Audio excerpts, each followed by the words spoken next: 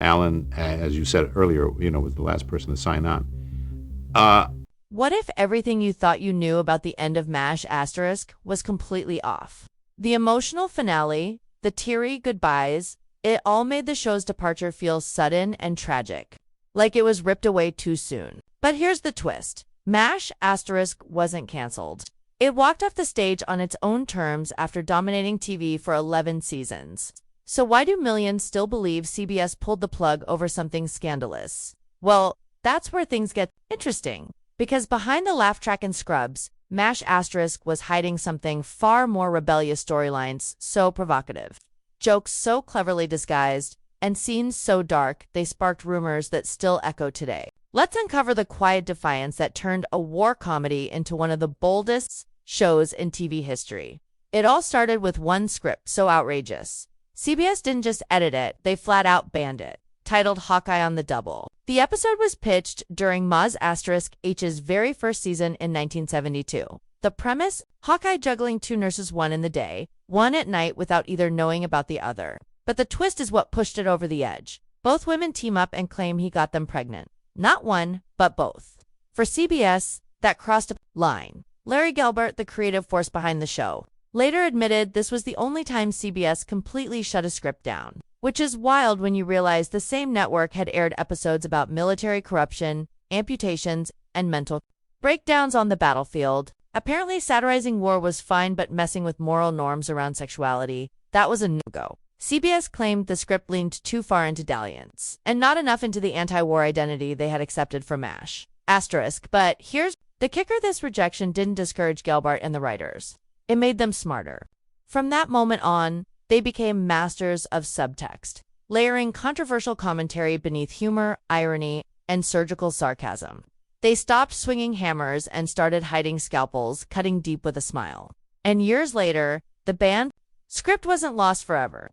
It surfaced in the MASH, Martinis and Medicine Collection asterisk DVD box set, where fans finally got to see what CBS was so afraid of, long before high-definition remasters and pause buttons. MASH snuck in a middle finger to the system literally. In the 1974 episode, The Trial of Henry Blake, a throwaway note appears on screen that reads, "Give the guard a F gallon." That F didn't stand for fruit punch. It was the actual F word, hidden in plain sight, and here's the crazy part: no one noticed. Not the network. Not the censors. Back then, CBS had one of the strictest censorship rules in television. You could show blood. You could imply death. But one curse word, that was a cancel-worthy offense. The fact that this got through proves how clever MASH's asterisk writers really were. This wasn't a careless slip, it was a hidden act of rebellion. A message to anyone paying attention: we know the rules. This tiny four-letter word became a symbol of everything MASH asterisk did best: challenge authority, quietly push boundaries, and embed meaning where no one expected it. It wasn't about profanity for shock's sake. It was about exposing the absurdity of what was allowed versus what wasn't. You could show a soldier losing a limb, but don't you dare write the word that rhymes with duck.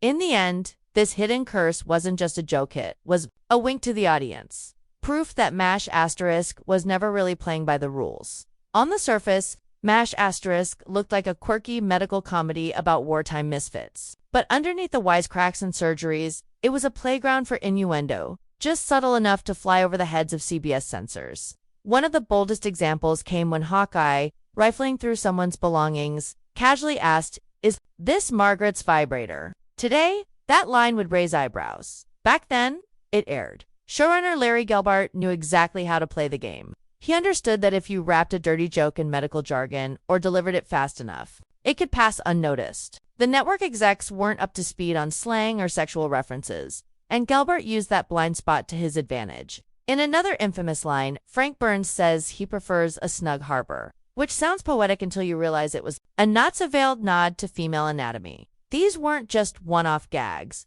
They were part of a larger rebellion strategy. MASH tested how far it could push within the bounds of safe television. The writers built entire layers of meaning that only the sharpest viewers would catch. Younger audiences, watching reruns decades later with better context and modern slang, started realizing how much had gone unnoticed. And with that realization came a deeper appreciation for the show.